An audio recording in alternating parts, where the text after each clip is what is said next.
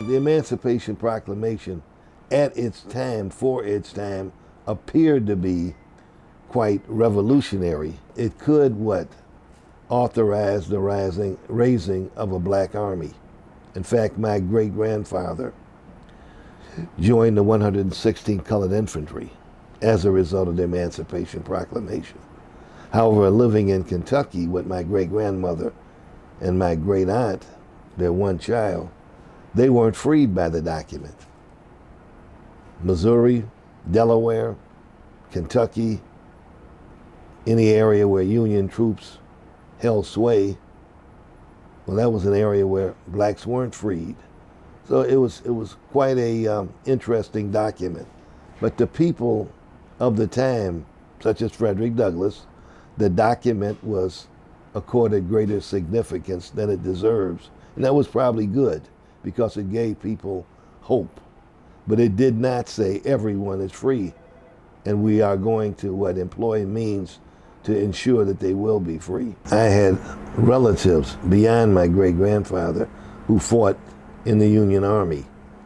So he's the commander-in-chief to me, and that's very important. He did support black troops once they put on the uniform. That's important. Then it's important to remember that he pushed for passage of the 13th Amendment and protection of black troops once they were in the field. Lincoln did act decisively, though, in pursuing passage of the 13th Amendment. He deserves credit for pursuing that end. And he used all type of methods to get the necessary votes in Congress to pass the law. And then he applied pressure before his death on the states to consider passage of the 13th Amendment. He deserves credit for that. That was his legacy, and he was aware of that.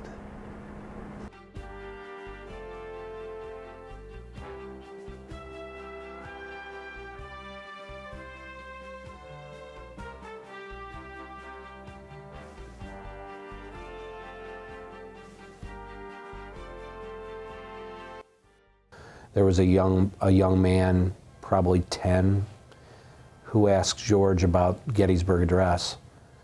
And it was one of the most moving, I've worked with George now for over 11 years, and it was one of the most moving experiences I've ever experienced as a performer. And I've performed for 40 years now.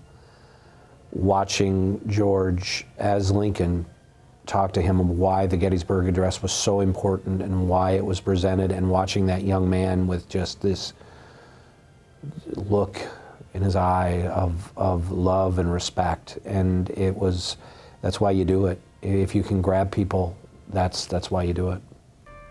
I think even today at Elmhurst, coming across the parking lot, a younger couple got out of their vehicle, ran across the parking lot to have their picture taken. And that was what they wanted. And they wanted to have that interaction. And they knew Lincoln and they knew Douglass, and they said, we've been waiting. So I think there's something tangible in having that firsthand experience with the personages of Lincoln and Douglass.